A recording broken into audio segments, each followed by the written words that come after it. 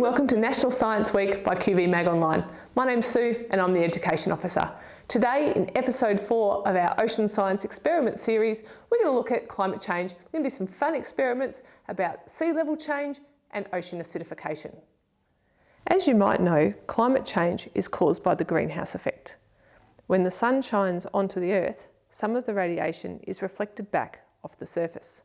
The atmosphere acts like a blanket, holding in some of the heat. We need the greenhouse effect or we wouldn't be able to live on Earth, but human activity like burning fossil fuels to make electricity have added to this. It's like an extra blanket, keeping in more heat and changing the Earth's climate. The first experiment we're going to do is about change in sea level.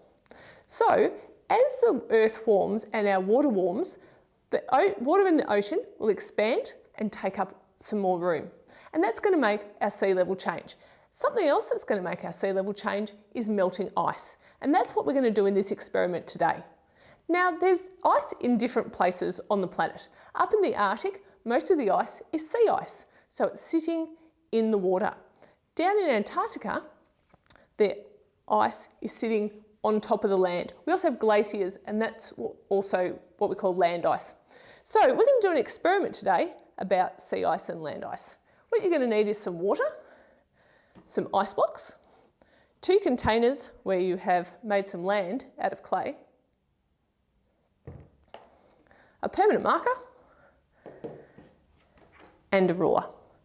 So first thing we're going to do is pour some water in each of the containers. Now you don't want to go over the land, just want to go up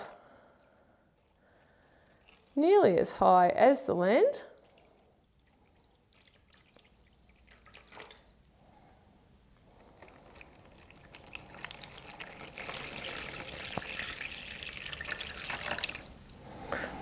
And then we need to add ice cubes. So we're going to add ice cubes, the same number to each one.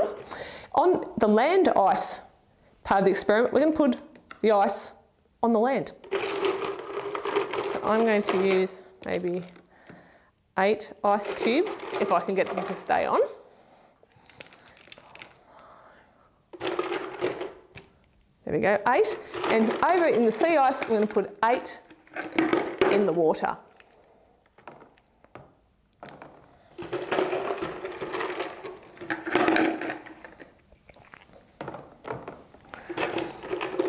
Just need to make sure that the sea ice is floating and not on the bottom. What we're going to do now is mark with our marker the level of the water in each of the containers. Because we're going to come back and compare. Might also be good, depending if your marker is going to stay stuck with the water, is measure the height of the water. So 2.2 there, and a bit higher, 2.4 there, and we're going to come back and compare it once all of the ice is melted. So time has passed and all of our ice has melted. So let's see what's happened. So the sea ice before, the water level was at 2.2 centimetres. Let's have a look. Still at 2.2 centimetres. So here, when the ice has melted, the space the ice was taking up has now become water, and it hasn't actually caused the sea level to rise. Let's have a look at what happened when the ice was originally on the land. Now before, this was at 2.4 centimetres,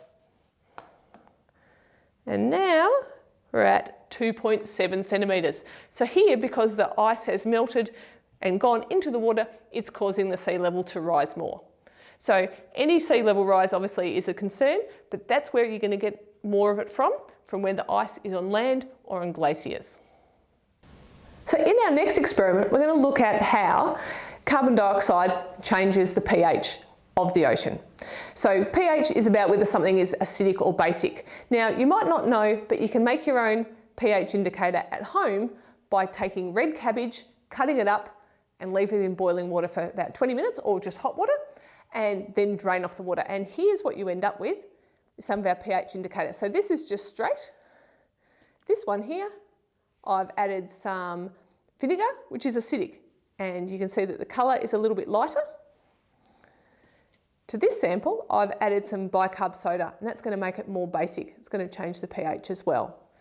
So In this cup here, I have some of our pH indicator with nothing else in it, and I'm going to add carbon dioxide by blowing into it. You might want to try at home and see what happens to the colour.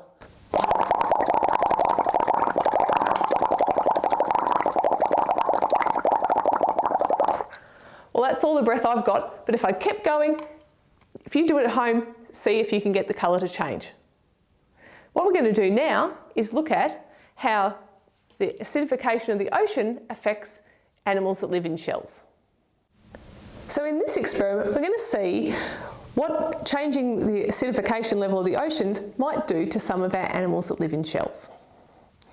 So what we've got for this experiment is 2 bottles.